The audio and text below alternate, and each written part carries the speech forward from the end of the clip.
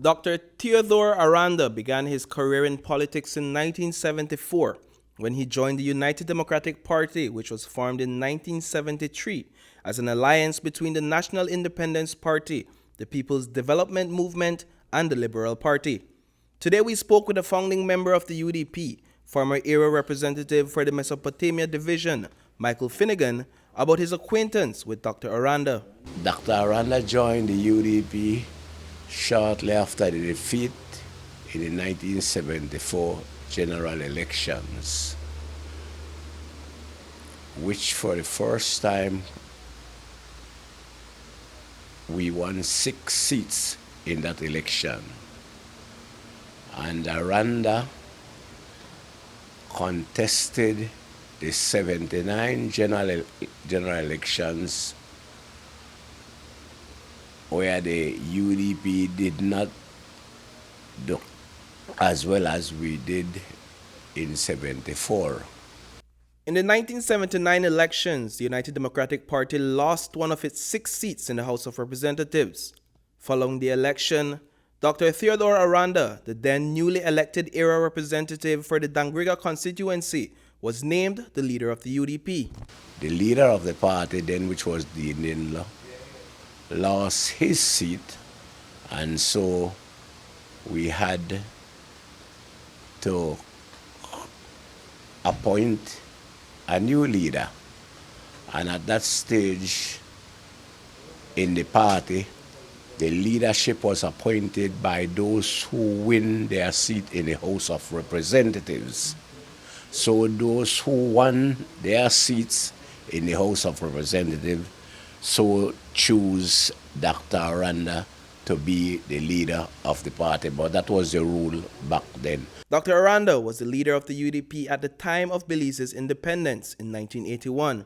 He protested Belize becoming an independent state. Dr. Aranda, what is your attitude to independence?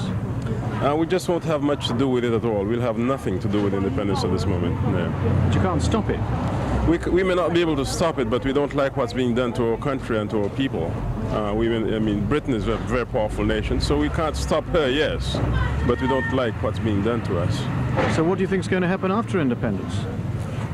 Not so much what I think is going to happen, but what I know is going to happen. Belize is going to be in a heap of trouble, that's for sure. Aranda felt like several people in the U.D.P. The U.D.P were afraid of the Guatemalan claim, and the British said that they were going to give us an appropriate defense guarantee. Everybody wanted to know what is an appropriate defense guarantee, and the British could not have defined what is an appropriate defense guarantee, and people were afraid. Dr. Aranda was at the helm of the U.D.P up until 1983, when elected members of the party decided that Manuel Esquivel would lead the U.D.P into the 1984 general election. He was, in my view, humble in his own way, but Aranda's problem was that Doctor was living in Dangriga, and the U.D.P, we have never won an election for almost 30 years as a party. From the National Party to the National Independence Party to the People's Development Movement to the United Democratic Party, we have never won an election. And the people within the hierarchy of the party felt that Dr. Aranda was not doing much to generate the interest and steam so that the party can forge ahead for the upcoming 1984 general elections. Shortly after his removal as party leader, Dr. Aranda left the party. He unsuccessfully contested the 1984 election under the Christian Democratic Party, a political organization he founded. In 1989, he successfully contested the seat, this time under the People's United Party banner. Dr. Aranda won a third non-consecutive term in 1998, with the P.U.P. Apart from his often controversial character, Dr. Aranda's leadership was marked by his passion for the advancement of the Garifuna culture in Belize. Decades after leaving the political arena, in 2014, Dr. Aranda publicly protested on behalf of a then employee at the then CIBC First Caribbean Bank, who was reportedly being barred from speaking the Garifuna language inside the workplace. Now, the young lady whom they are attacking, whose rights they're violating, has tendered a resignation. The first thing that we want to say to that young lady is, it's no longer her fight. She should not tender her resignation. The bank must reject that resignation if and when it gets to them.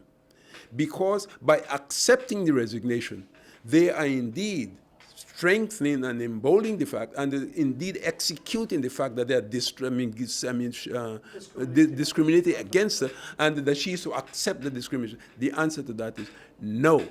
They must reject that resignation by the young lady, and instead of punishing her, instead of destroying her like that, elevate her to a higher position, because she is elevating the quality and the competence of the bank. I have no doubt in my mind about Aranda's loyalty to his culture.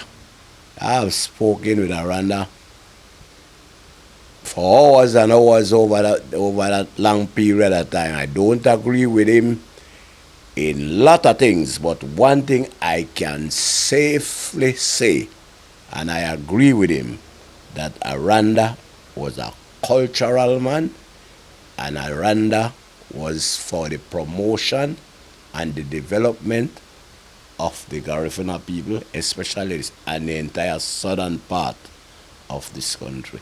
Reporting for News 5, I am Paul Lopez.